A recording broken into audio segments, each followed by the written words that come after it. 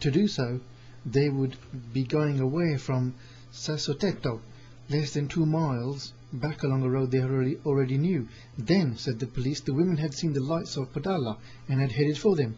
But the electricity in Padala had failed after the snowstorm on the previous night. They could not have seen the lights because there weren't any. A new snowstorm had disorientated them, and they had wandered off the road and down the mountainside, according to the police. But all the locals insist that anyone who tried to get down the mountainside in deep snow would at best have been injured and would have been more likely to be killed by falling into a ravine. There are other flaws in the police theory, more in the form of unanswered questions than actual errors.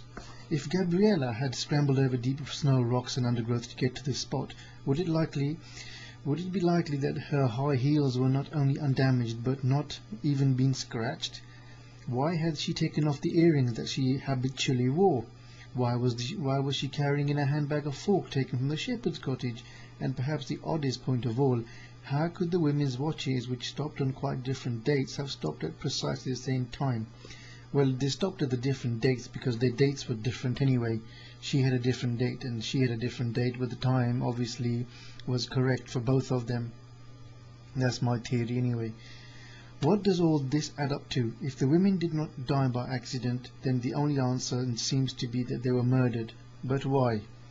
The British journalists are convinced that the women died as a result of organised kidnap attempt that inexplicably went wrong. Jeanette's business was in design and antiques. Might she have arranged to buy or sell some valuable item of art during the course of her last fateful Italian trip? News of her transactions in the art world could easily have reached the kidnappers. They could have made the contact with Jeanette through an intermediary who was to set up a sale or purchase, and asked her to get in touch when she arrived in Italy. The police have the women breakfasting at 10 a.m. on the Saturday, meeting Venanzi in the town square at 10:30, having drinks in this house at noon, and leaving in their car from the town square to take the mountain road at about 12:30 p.m. But the British journalists disputed this version. According to Venanzi and Aipani owner, the women could have got the message and breakfasted by 9 in the morning. Sightseeing. The fact that the women left the town square in their car at 12:35 raises an interesting question. The previous night, Jeanette had put her car in the Aipani car park, so why should it have been in the town square at about 12:30, unless the two women had already used it that morning? If the police timetable is out by only an hour, the mysterious meetings the women had that morning can be accommodated. What follows here is the British team's reconstruction of the timetable. It departs significantly from the police version. The two women had breakfast early enough to be at the deserted car park at the Sibilla Hotel at Sassotetto at 10 a.m. A drive of about 25 minutes. They sat for about 10 minutes in the car park, waiting for the intermediary to turn up. He failed to arrive, so they went into Sibilla bar, and Gabriella made a local telephone call, presumably to arrange a new meeting. All this is confirmed by the evidence of the owner of the Sibilla, Otelio Valori. The women then returned to Sarnano, where they met Venanzi at 11 a.m.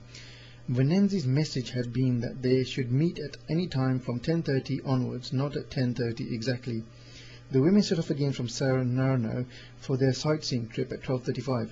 At 1 p.m, Primo Gagliardi, the owner of the mountain restaurant about 4 miles beyond Sassotetto, saw a black Peugeot with a Sienna license plate, followed by a light brown Auto Bianchi, also with the Sienna plate, go past on the road to Usita, which he knew was blocked by snow. He soon saw the two cars return and head back towards Sassotetto, where the meeting with the intermediary now took place at the original rendezvous, the Sibilla car park, at 2 p.m. The time and place for finalizing the deal was presumably fixed.